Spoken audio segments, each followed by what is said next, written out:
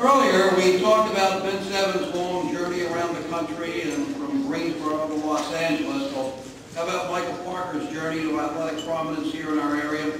He started out in England, not New England, England. And what he learned as a youth playing England's national game, soccer, he brought over here to the States and he applied it very well.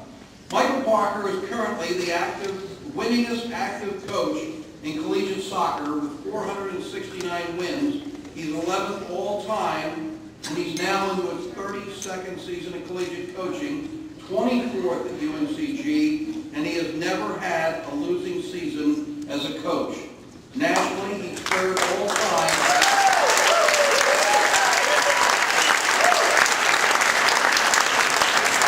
He's third all time in winning percentage at 73.2%.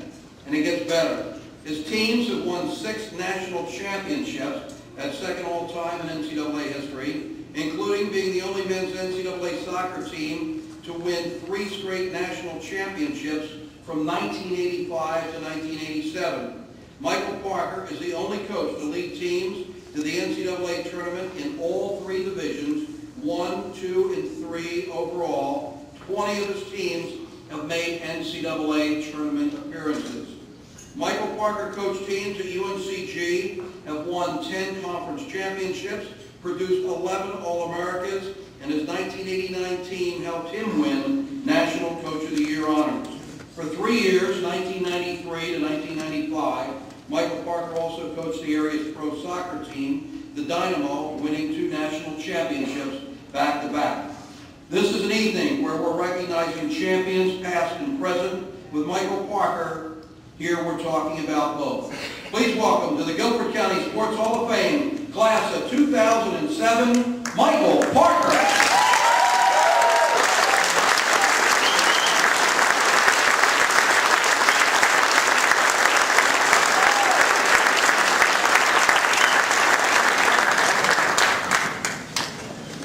Good evening, all.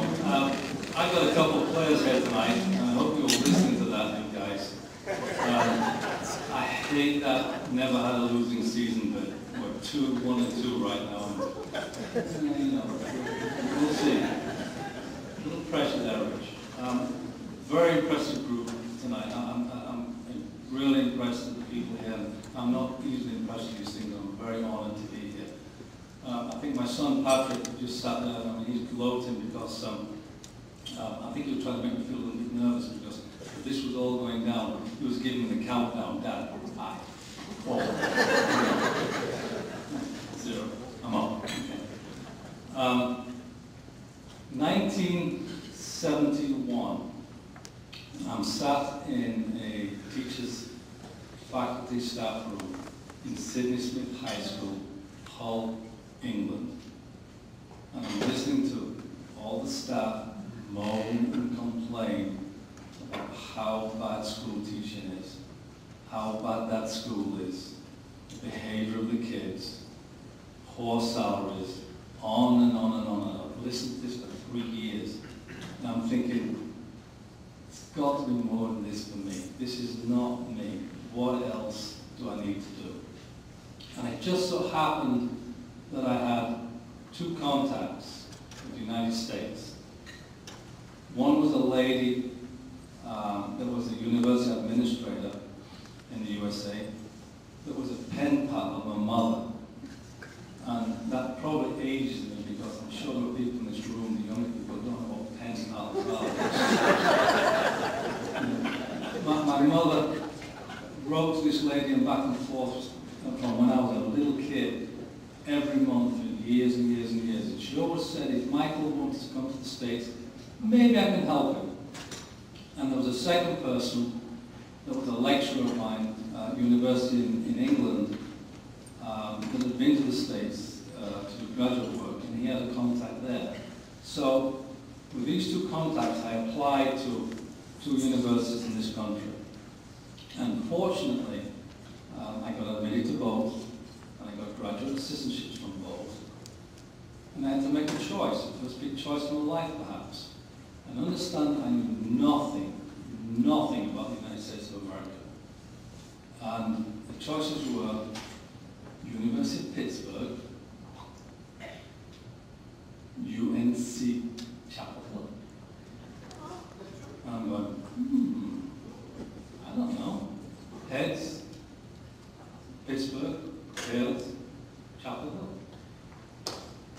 Tails, Chapel Hill. It really was that simple. So I packed my bags, over I come to Chapel Hill. And you know what? At the time, I had no idea how lucky that decision was. Nothing against Pittsburgh, but in hindsight, I look back and go, wow. And this is really the theme of what I'm going to say tonight, because I think there are a lot of professional people in this room, and a lot of successful professional people.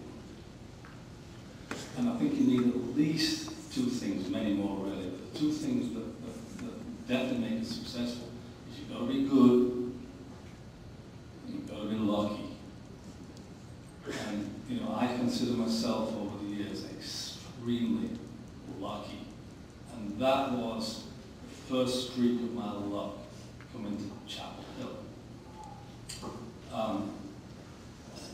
I knew nothing about the States, and a year and a half later, I'm ready to graduate from Chapel Hill, and I'm thinking, I really like the USA, maybe I want to stay. No intention to stay, it doesn't really go that. I wanted to be a teacher, I wanted to be a lecturer.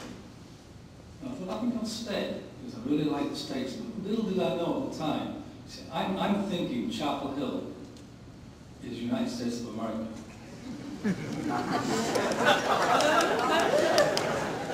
It wasn't until several years later, in one December raw, nasty evening, and I'm driving through Jersey City, New Jersey, looking for a recruit's house in a little ghetto area there, wondering if I park my car, whether the wheels are still there when I come back. But I suddenly realized that, by golly, Chapel Hill is not typical USA. Didn't know it at the time. So I decided I want to stay, and I applied for a couple of jobs, and I ended up in a very small state school in Pennsylvania, Lockhaven University. And the way I had to explain to people about Lockhaven was that, it was 20 miles from Penn State. Everybody kind of knew where Penn State was, but nobody knew Lockhaven. So we were 20 miles from Penn State, in the middle of nowhere. It made Chapel Hill, actually, look like the metropolis of the South. And here came the second piece of luck for me. Because I arrive at Lockhaven and they say, Mr. Parker, maybe we'd like to coach the men's soccer team. Background in it, and they thought I was a good candidate, so I said, sure, I'll do that. And the reason I was lucky, one, that they asked me to do it, because I had absolutely no intention in life to be a coach. That was not my, I'm 27 years old, and I think I want to be a teacher, I want to go back to England and be a lecturer.